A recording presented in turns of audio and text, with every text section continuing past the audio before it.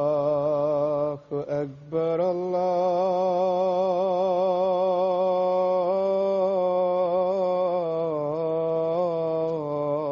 الله أكبر الله أكبر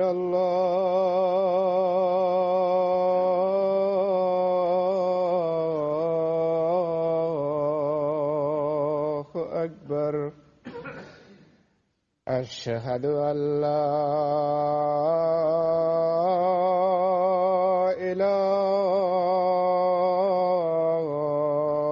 إله إلا الله أشهد أن لا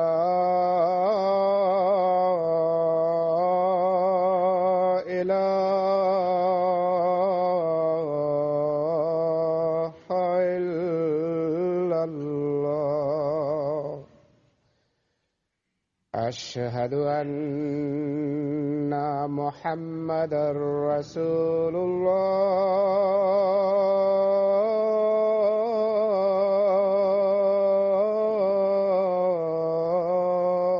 الله أشهد أن محمدا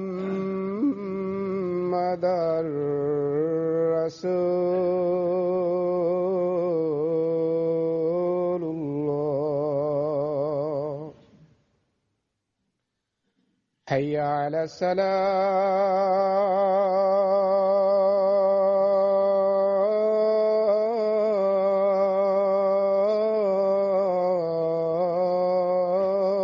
الصلاة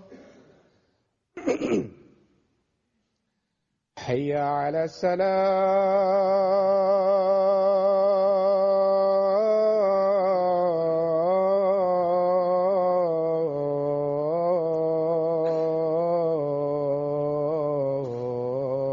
الصلاة حي على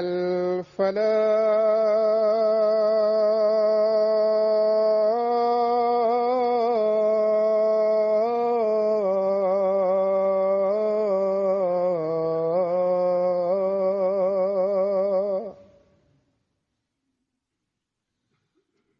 حي على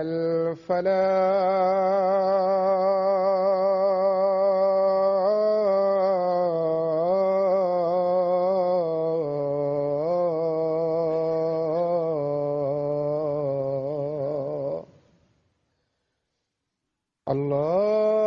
الله أكبر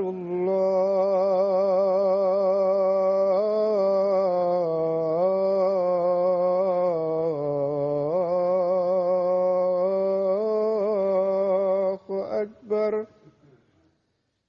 لا إله إلا الله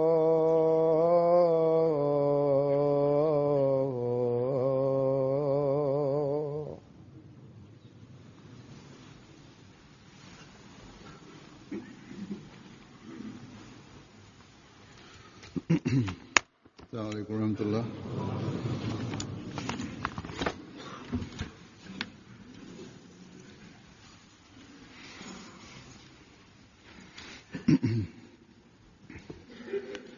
أشهد أن لا إله إلا الله وحده لا شريك له وأشهد أن محمدا عبده ورسوله أما بعد فأعوذ بالله من الشيطان الرجيم بسم الله الرحمن الرحيم الحمد لله رب العالمين الرحمن الرحيم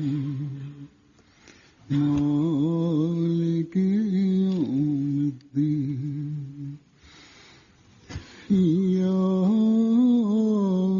نعبد وإياك نستعين اهدنا الصراط المستقيم صراط الذين أنعمت عليهم غير المغضوب عليهم ولا الضالين.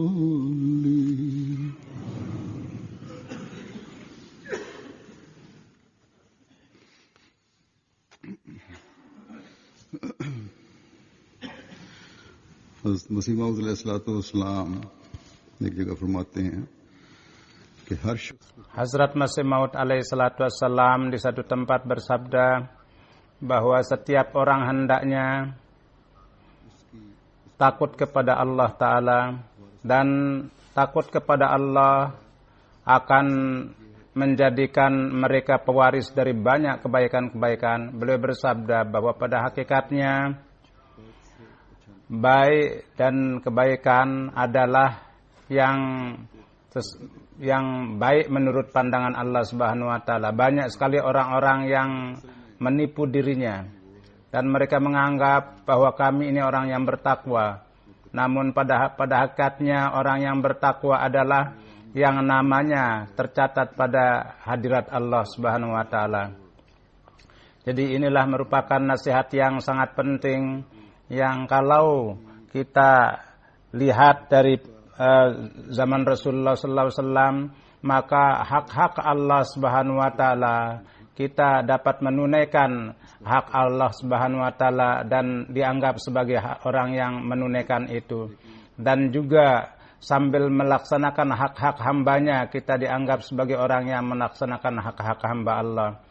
Dan kalau kita pada pandangan diri kita sendiri kita adalah orang yang beribadah, maka kita sambil menunaikan hak-hak Allah, kita menganggap diri kita menunaikan itu, maka semua itu dalam hal pekerjaan perbuatan itu jangan ada unsur ego atau pamer.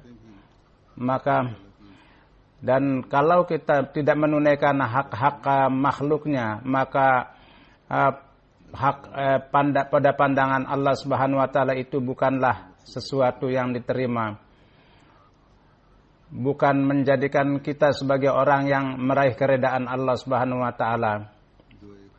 Pada saat ini ada satu riwayat yang panjang yang merupakan nasihat atau wasiat yang Rasulullah sallallahu alaihi wasallam nasihatkan kepada Hazrat Muaz. Itu yang akan saya sampaikan di hadapan saudara-saudara. Rasulullah sallallahu alaihi wasallam satu hari bersabda kepada Hazrat Muaz radhiyallahu anhu, "Ya Muazu, inni muhadditsuka bihadisin in anta hafiznahu nafa." Wahai Muaz, memberitahukan kepada engkau satu hal, kalau engkau hafal itu maka akan bermanfaat. Kalau kamu lupa, maka karunia Allah Subhanahu wa taala tidak akan kamu bisa raih. Dan padamu berkenaan dengan keselamatan untuk ketentraman tidak akan ada dalil yang tersisa. Beliau bersabda, "Wahai Muaz, Allah Subhanahu wa taala telah sebelum menciptakan langit dan bumi telah menciptakan 7 pengawal malaikat. yakni untuk sampai ada 7 tingkatan kerohanian, ketinggian kerohanian. Yang sesuai dengan itu manusia akan dituntut untuk melaksanakannya. Dari antara malaikat itu satu-satu di setiap langit sebagai pengawal itu telah ditetapkan. Tugas mereka itu adalah bahwa kamu duduklah di tempat kamu masing-masing dan hanya amal-amal orang-orang itu yang boleh dilewatkan, yang diizinkan. Rasulullah SAW bersabda bahwa malaikat itu yang mengawasi amal manusia dan menulisnya dalam kitab catatannya, dan dengan membawa kitab amal itu yang mulai dari pagi sampai siang dia bawa ke langit, dan amal-amal itu malaikat itu pun anggap itu sebagai amal yang baik. Malaikat itu menganggap sebagai amal yang baik, amal manusia, dan dia sangat memperhatikan amal-amal itu. Dan dia sangat memperhatikan amal-amal itu, dan tetapi ketika dia membawa amal-amal itu sampai ke langit pertama, maka pengawal langit itu mengatakan bahwa kami di hadapan Tuhan, kami ingin mempersembahkan satu amal hambanya. Amal ini sangat suci. Katanya, tunggu, kata malaikat itu. Saya tidak memberikan kamu izin untuk melangsungkan perjalanan. Kamu kembalilah. Dan amal orang itu kembalikanlah, timpukkanlah di mukanya. Maka pengawal itu mengatakan bahwa Allah telah memberi petunjuk kepada saya berdiri di sini bahwa orang yang bergunjing, amal orang bergunjing saya tidak akan biarkan lewat di sini. Dan amal yang kamu bawa untuk menghadap kepada Tuhan ini setiap saat dia bergunjing.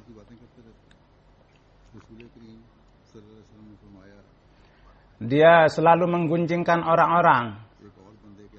Rasulullah SAW bersabda bahwa ada malaikat lain yang membawa amal-amal orang lain, dan malaikat itu saling berbicara di antara mereka bahwa amal ini sangat suci, dan seorang hamba dia sangat banyak dia amal laksanakan, karena di dalam amal itu tidak ada gunjingan di dalamnya. Oleh karena itu langit pertama dan pengawal di situ membiarkan dia lewat, mengizinkan dia lewat. Tapi ketika sampai di langit kedua, maka pengawal langit itu mengatakan, tunggulah, kembalilah kamu, dan amal itu timpukkanlah di muka orang yang melaksanakan amal itu. Malaikat itu mengatakan bahwa orang yang membanggakan diri, saya adalah malaikat yang membanggakan diri. Jadi barang siapa yang melakukan itu, tidak akan saya biarkan amal orang yang selalu membanggakan diri, itu ada bagian di dalamnya. Dan dia duduk di majelisnya dengan sangat bangga menceritakan tentang kebaikan-kebaikannya. Amal orang yang kamu bawa datang kemari, dia duduk di majelis orang-orang dan dia itu dengan bangga menceritakan amal-amal baiknya di hadapan orang-orang. Rasulullah SAW bersabda bahwa malaikat ada lagi malaikat membawa amal seorang, dan menurut malaikat-malaikat itu amal orang itu sangat sempurna. Itu merupakan amal yang nampaknya sangat cemerlang. Di dalam amal itu ada sedekah dan derma, puasa, sholat, dan penjaga malaikat itu pun juga sangat heran bahwa bagaimana hamba ini demi untuk keredaan Allah dia bekerja keras. Malaikat itu mengatakan karena di dalam amal itu tidak ada gunjingan, tidak ada membanggakan diri, tidak ada bagian-bagian itu dalamnya. Oleh karena itu pengawal langit pertama, kedua membiarkan dia pergi. Tapi ketika sampai di langit ketiga, maka pengawal langit itu mengatakan tunggu. Katanya timpukkanlah amalnya itu di depan di muka orang yang itu. Jadi amal yang engkau bawa ini kembalikanlah kepada pemiliknya, dan amal itu timpukkanlah di mukanya. Malaikat itu mengatakan bahwa saya adalah malaikat takabur. Saya telah ditetapkan, disuruh oleh Allah bahwa orang yang amal orang yang takabur tidak boleh lewat di sini. Jadi orang yang engkau bawa amalnya di sini, ini dia adalah orang yang takabur. Dia menganggap dirinya segala-galanya dan menganggap orang lain itu hina. Dan dan dia selalu menganggap orang hina, dan di dalam majelisnya dia selalu meninggikan kepalanya, duduk di depan orang-orang, dan amalnya menurut engkau adalah baik, tetapi pada pandangan Allah dia tidak diterima amalnya. Kemudian Rasulullah SAW bersabda bahwa kemudian grup keempat datang membawa malaikat-malaikat itu membawa amal yang sangat yang amalnya seperti bintang yang berkilauan. Di dalamnya ada salat, tasbih, haji, umrah. Malaikat itu membawa amal-amal itu dari satu langit dan dari pintu ke pintu hingga sampai kepada pintu langit yang keempat. Maka pengawal malaikat itu mengatakan, tunggu, amal ini kembalikan kepada orang yang mengamalkan itu dan timpukkan di mukanya. Malaikat itu mengatakan bahwa saya adalah malaikat yang sangat egois, bahwa Tuhan merintahkan kepada saya bahwa orang yang dia pamer, dia menganggap dirinya sekutu Tuhan dan di dalam dirinya ada egois dan tidak ada rasa kerendahan hati di dalam dirinya, maka dari pintu langit yang keempat tidak boleh diizinkan dia masuk lewat di situ. Karena inilah perintah Tuhan kepada saya, kata malaikat itu, bahwa orang ini ketika dia bekerja, maka dia adalah untuk dirinya sendiri dia bekerja. Amalnya pada pandangan Allah Subhanahu wa taala tidak bisa diterima. Rasulullah SAW bersabda bahwa kemudian grup kelima malaikat datang membawa amal-amal orang itu. Berkenaan dengan amal itu, malaikat itu menganggap bahwa dia itu adalah seperti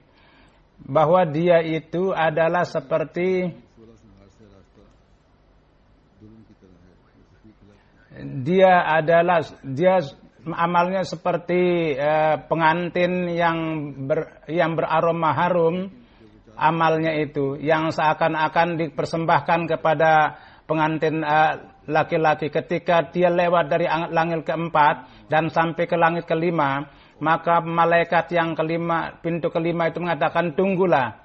Katanya, kembalikan amal itu kepada pemiliknya dan timpukkan kepada mukanya. Dan katakan bahwa Tuhan kamu tidak siap untuk menerima amal kamu itu. Karena saya adalah malaikat hasad, dengki. Dan Tuhan merintahkan kepada saya bahwa orang yang biasa benci, dengki, amalnya itu tidak akan lewat dari langit yang kelima ini. Saya tidak akan biarkan dia lewat. Jadi orang ini, setiap orang yang baik, orang yang mendapat ilmu, dia selalu dengki kepada orang yang seperti itu. Amalnya, saya tidak akan biarkan lewat dari pintu ini. Dan siapapun orang alim dia lihat melakukan orang baik, dia benci, dia dengki. Oleh karena itu dia tidak bisa lewat di pintu ini.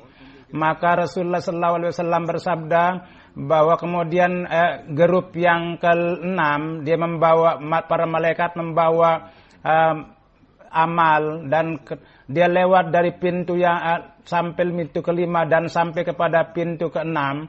Amal ini sedemikian rupa, ada puasa, ada sholat, ada zakat, ada haji, ada umrah. Dan malaikat menganggap bahwa semua amal dianggap oleh malaikat itu pasti akan diterima di hadapan Tuhan. Tetapi ketika sampai ke langit yang ke-6, maka pengawal langit itu mengatakan, tunggu, jangan lanjutkan perjalanan. Innahu kana la yarhamul insan min ibadina. Bahwa orang dari antara, dia tidak kasihan, tidak pengasih pada hamba-hamba Allah. Dan Allah memerintahkan kepada saya di sini berdiri supaya orang yang di dalam amalnya tidak ada rasa kasih kepada makhluknya, itu akan dikembalikan dan timpukkan kepada orang itu. dan katakan bahwa kamu kebiasaan kamu bukannya kamu kasihan kepada hamba Allah, tapi kamu aniaya kepada mereka. Oleh karena itu, bagaimana amal kamu itu bisa diterima di hadapan Allah? Kalau kamu tidak kasih sayang kepada manusia, maka Tuhan pun tidak akan kasih sayang. Maka kemudian ada malaikat datang kepada, dan dari satu pintu ke pintu lain itu dia lewat sampai ke langit yang ketujuh. Di dalam amal itu ada sholat juga, puasa juga, fikah juga, ijtihad, jadi sangat bertakwa juga.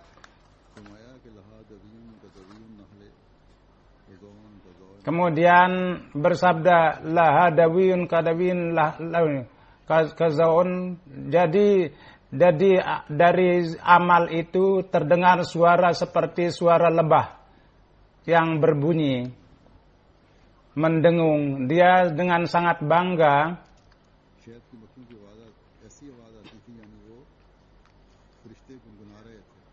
Jadi terdengar suara-suara yang sedemikian rupa seperti, sehingga malaikat-malaikat bernyanyi-nyanyi membawa amalnya itu, bahwa kami sedang mempersembahkan suatu yang sangat bagus di hadapan Tuhan. yakni amal itu adalah seperti sinar matahari bercahaya. Bersamanya ada 3.000 malaikat bersamanya, seakan-akan amal itu begitu beratnya sehingga 3.000 malaikat membawa amalnya. Ketika sampai ke langit yang ketujuh, maka pengawal yang ditetapkan di situ mengatakan bahwa tunggulah, kamu tidak bisa ke depan, melangsungkan kembalikanlah itu dan timpukan ke muka orang yang melakukan itu. Dan hatinya itu kuncilah dia, karena Allah merintahkan kepada saya bahwa saya akan tidak boleh mempersembahkan amal yang murni, tidak tujuannya untuk keredaan Allah, dan ada kontaminasi di dalamnya. Orang ini melakukan amal itu bukan untuk Allah. Dia duduk di depan orang-orang dengan sangat bangga. Dia berbicara mengenai kesucian dan keilmuan supaya dia mendapatkan keagungan di depan orang-orang. Oleh karena itu amal ini dia tidak lakukan demi untuk keredaan saya, bahkan dia hanya sekedar nama saja.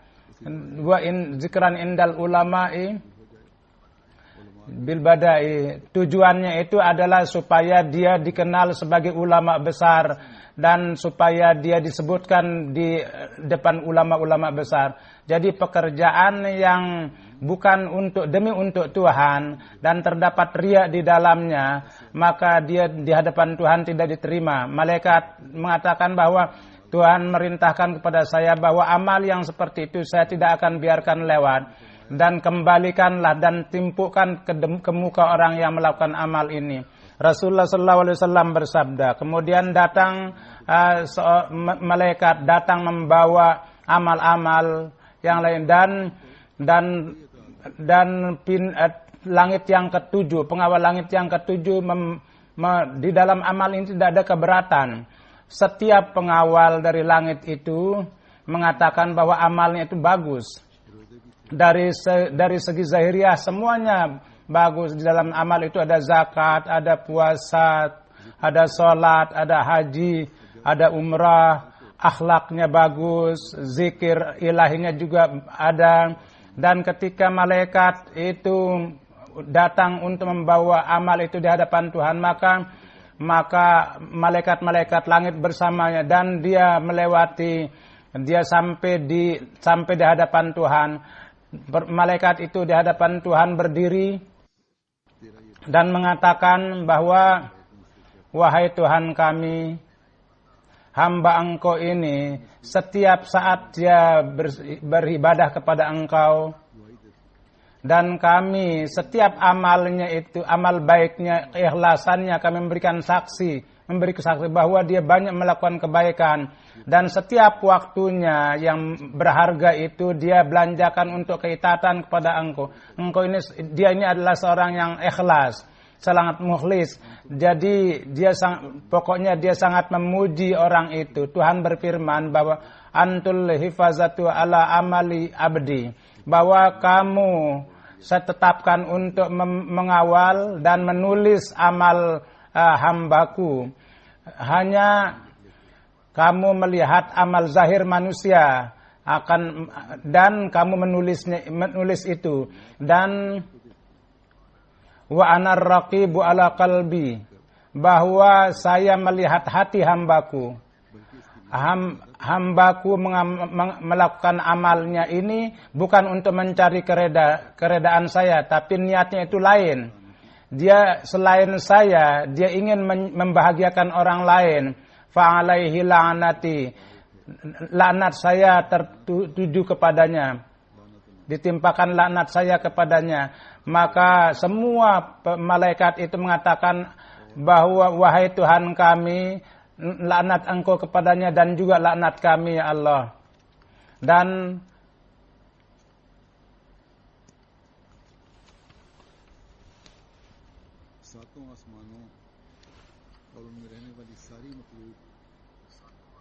kemudian langit, 7 langit, semua makhluk yang ada di langit ke-7 mulai melaknat orang itu dan akan melaknat orang itu. Hazrat Mu'az radhiyallahu taala anhu berkata kepada Rasulullah sallallahu alaihi wasallam. Hazrat Mu'az mendengar nasihat ini, beliau gemetar dan berkata, ya Rasulullah, kaifali bin nijati wal khulus, wahai Rasulullah, kalau kondisi amal ini seperti ini, bagaimana kami akan mendapatkan keselamatan? Dan bagaimana saya bisa selamat dari kemarahan Tuhan kalau begini ya Rasulullah? Ya Rasulullah sallallahu alaihi wasallam bersabda bahwa amalkanlah sunnatku dan yakinlah kepada itu bahwa Allah Subhanahu wa taala, jadi seorang hamba bagaimanapun amal baik yang dia lakukan pasti akan ada kelemahan, kekurangan di dalamnya. Oleh karena itu kamu jangan bangga kepada amal kamu, bahkan yakinlah bahwa Tuhan kami adalah sedemikian rupa bahwa kendati kekurangan itu dia memaafkan hamba-hambanya. Wa hafizu ala lisanika, dan peliharalah lidah kamu dan jangan sampai menyakiti orang lain. Jangan keluar kata-kata buruk dari mulut kamu. Wala tuzakki nafsaka alaihim, dan janganlah kamu menganggap diri kamu lebih muttaqi dari orang lain, dan jangan pula kamu mengumumkan kesucian kamu. Wala tudakhil bi amalad dunia, dan amal yang kamu lakukan untuk pada kamu jangan kamu campurkan dengan dunia.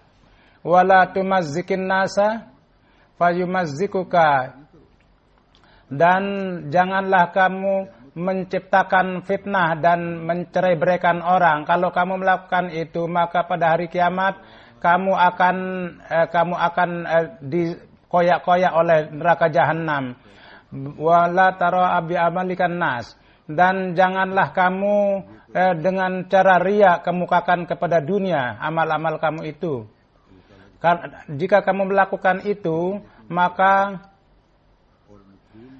karunia Allah Subhanahu wa taala akan ada beserta kamu kalau kamu mengamalkan yang baik semua itu. Dan kebaikan itu baru didapatkan manakala contoh Rasulullah sallallahu alaihi wasallam ada di hadapan kita. Beliau sallallahu alaihi wasallam kendati karunia-karunia, kemenangan-kemenangan besar yang sudah dihabarkan kepada beliau. Beliau dengan rasa perih kepada para jemaat beliau itu, beliau kemukakan kelemahan-kelemahan jemaat beliau. Beliau berdoa kepada Tuhan. Kendati Allah Subhanahu wa taala telah mengabulkan doa-doa beliau, kemudian di masa yang akan datang pun beliau diberikan kabar suka, tapi beliau di dalam sujud-sujud beliau gemetar dan dengan begitu gelisah berdoa kepada Tuhan. Dan ketika bertanya tentang kegelisahan beliau bersabda bahwa Tuhan itu adalah Maha Kaya. Satu adalah rasa takut kepadanya, yang kedua adalah kenapa tidak ada karunia Allah kepada Tuhan sedemikian karunianya, kenapa saya tidak harus bersyukur kepadanya? Itu sabda Rasulullah. Allah Subhanahu wa taala betapa karunia-karunia telah dianugerahkan kepada beliau dan betapa banyak janji-janji untuk umat beliau. Beliau bersabda, kenapa tidak saya harus bersyukur atas semua itu. Jadi inilah contoh yang beliau kemukakan di hadapan kita. Kalau itu berkaitan dengan hamba-hamba manusia, hamba-hamba Allah, maka dengan bersih dari urusan-urusan dunia. Dan setiap orang beliau tolong dengan harta. Siapapun yang datang, beliau menolong orang yang datang. Setiap orang dapat bagian dari kasih sayang beliau, dan setiap orang mendapatkan kasih sayang dari beliau. Maka beliau bersabda bahwa seperti itulah dengan rasa takut kepada Allah, beribadahlah kepada Allah sebagaimana saya katakan, dan bersyukurlah kepada Allah sebagaimana saya bersyukur, dan jadikanlah hamba Tuhan yang Rahman sebagaimana saya berlakukan, sebagaimana saya tegakkan. Maka kamu pun juga akan kamu dapatkan karunia-karunia Allah itu kepadamu. Sebagaimana saya telah menunaikan hak hamba-hamba Allah, dan kalau kamu melakukan itu tanpa ada egois, dan kamu menunaikan hak hamba-hamba Allah, maka kamu akan meraih karunia-karunia Allah. Kalau hanya kebaikan-kebaikan kamu anggap bahwa kamu banyak melakukan kebaikan, ibadah-ibadah kamu cukup kepada itu, dan kamu bergantung kepada itu, kepada ibadah-ibadah kamu, maka kamu tidak akan bisa meraih menjadi pewaris karunia-karunia Allah. Jadi berjalan pada sunat ini dan untuk mengamalkan contoh-contoh beliau ini, kita harus menintrospeksi diri kita.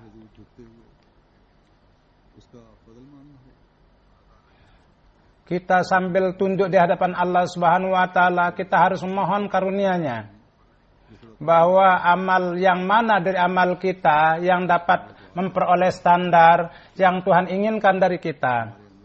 Jadi kita harus berdoa kepada Allah Subhanahu wa taala supaya amal-amal kita itu dia jadikan sesuai dengan keredaannya, dan hanya dengan karunia-Nya itu bisa diterima di sisinya. Jangan sampai ada amal kita yang akibat dari terkontaminasi dunia itu ditimpukkan kepada muka kita. Kita harus berdoa supaya di dunia ini juga kita mendapatkan surga Tuhan di dunia ini, dan setiap amal kita itu sesuai dengan keredaannya, itu kita sesuaikan, dan di dunia, sehingga di dunia ini pun juga kita menjadi orang yang meraih berkatnya, dan di kehidupan yang akan datang pun juga kita menjadi pewaris dari surganya. Dan hanya mudah-mudahan dengan karunia-Nya itu Dia mengabulkan doa-doa kita ini.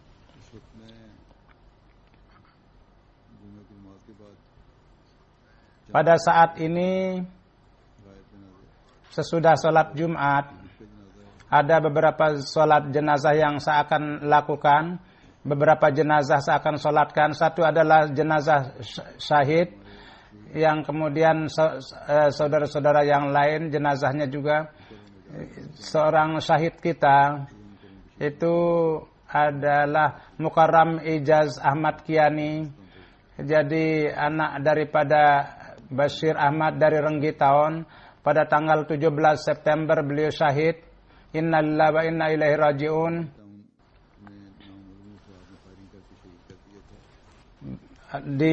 Beliau di Koranggiton, ada orang yang dikenal melepaskan tembakan kepada beliau. Sesuai dengan cerita Muhammad Ijaz Jani Sahid, tanggal 8 September pada pagi hari, ada beliau berangkat dengan sepeda motor. Tidak jauh beliau berangkat, bahwa orang yang melihat bahwa ketika perjalanan sepeda motornya lambat, maka ada dua orang yang naik sepeda motor itu melepaskan tembakan sehingga beliau jatuh dari sepeda motor, dan sudah jatuh beliau berusaha bangkit, maka ketika beliau menjaga muka beliau dan di dada beliau 3 peluru dan tangan beliau pun ditembak dan jadi beliau syahid di tempat, tidak bisa menahan karena banyak luka. Beberapa pada tanggal 21 Agustus ipar beliau pun juga itu syahid, Muhammad Ijaz Giani. Ahmadiyah itu ada di dalam keluarga itu, paman beliau. Jadi beat sebelumnya pada tahun 67 beliau beat di dalam jemaat, dan keduanya bapak dan paman beliau. Jadi bapak dari paman beliau adalah seorang yang sebagai teman, dan dia dapat beat sesudah mutalaah. Keluarga daripada Syahid marhum itu dari Azad Kashmir, dan Syahid marhum itu 80 tahun lahir 86, dan beliau tamat SMA, dan beliau bekerja sebagai sivil, dan pada waktu syahadat umur beliau itu 38 tahun, dan beliau nikah dengan seorang dari Kashmir.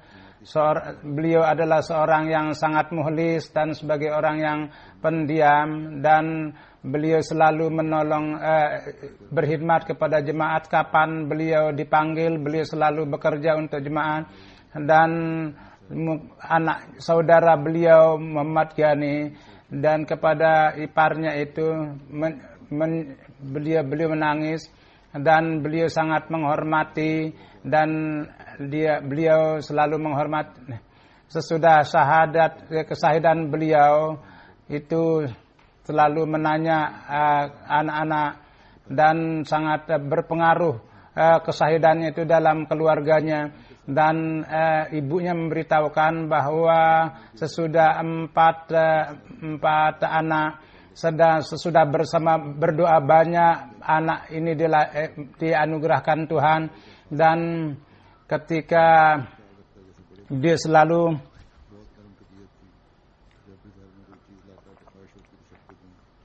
beliau selalu memperhatikan saudara-saudara perempuannya yang 4 orang.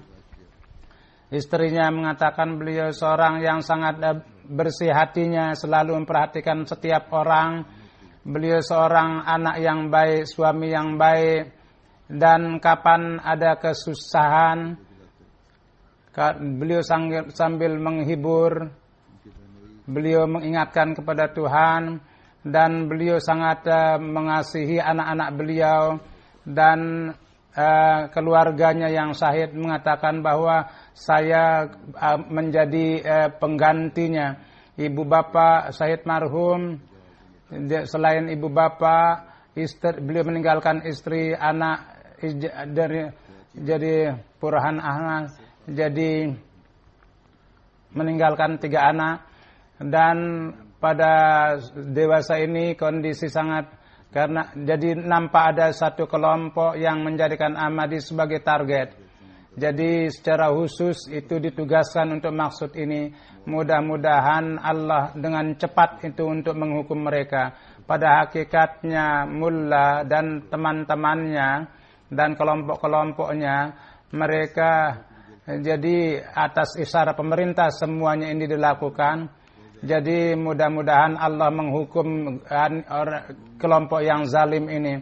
Perlu banyak berdoa, khususnya untuk Karachi. Jadi secara umum di Pakistan, Lahore juga begitu. Banyak sekali orang Ahmadi diusahakan untuk dibunuh. Mudah-mudahan Allah Subhanahu wa taala memberi keselamatan kepada orang-orang Ahmadi. Yang kedua jenazah itu adalah Mukarram Abdul Mukmin Darwis, anak daripada Allah Data. Jadi beliau ini Darwis dari Kadian.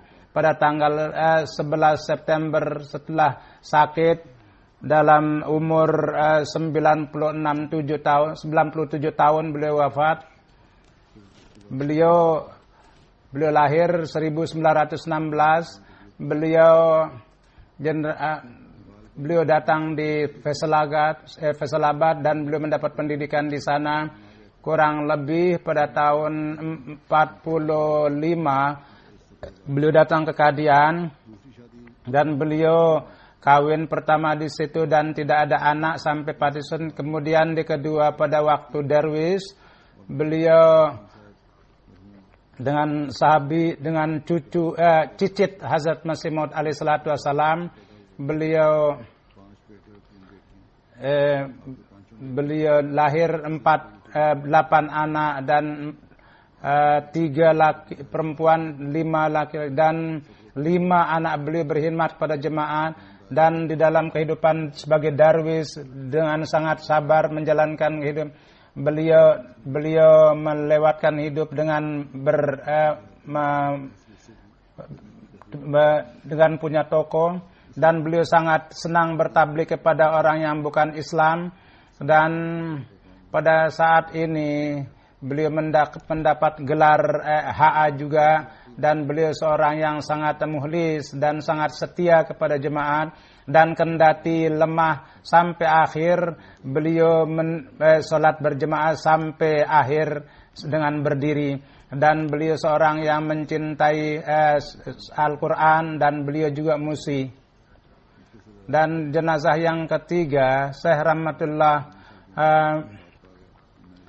sesudah sakit yang tinggal, beliau wafat pada dengan umur 94 tahun.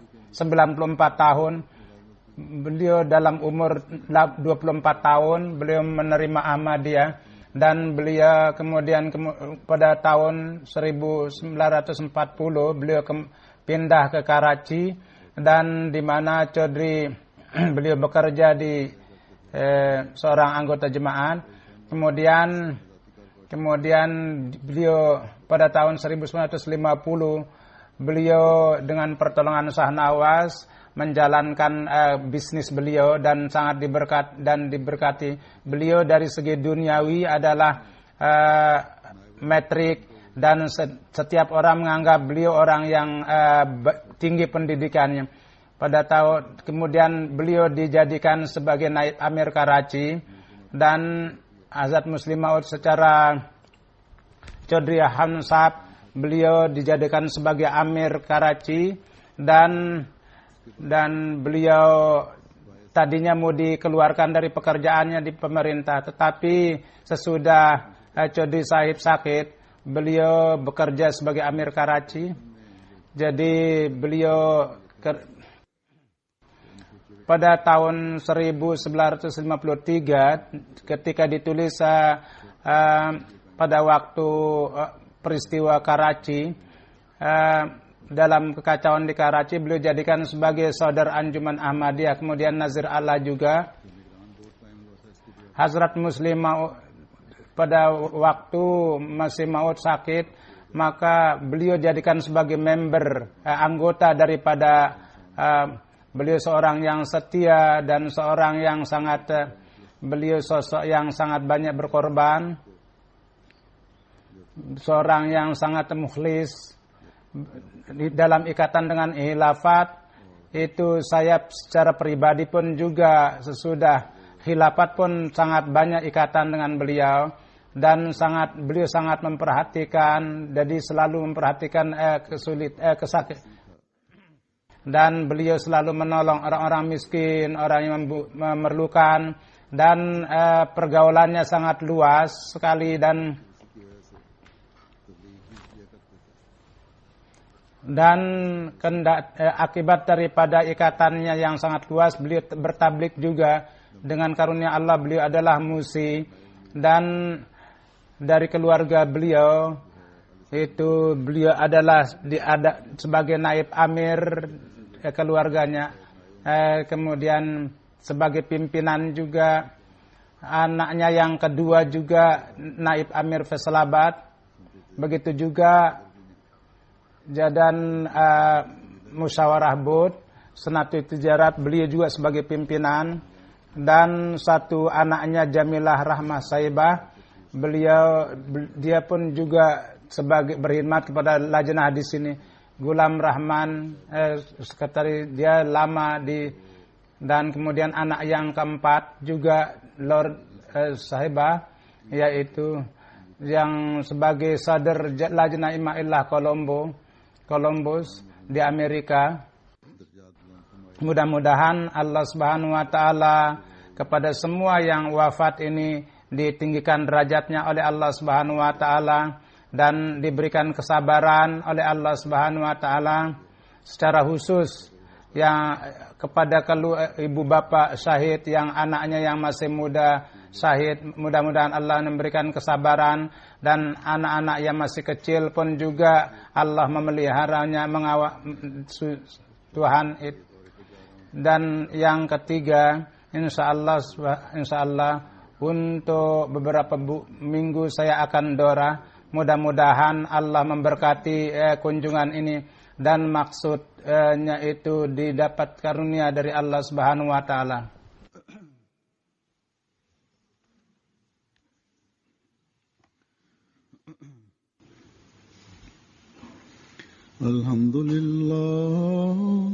Alhamdulillah nahmaduhu wa nasta'inuhu wa nastaghfiruh wa nu'minu bihi wa natawakkalu alayhi wa na'udzu billahi min shururi anfusina wa min sayyiati a'malina.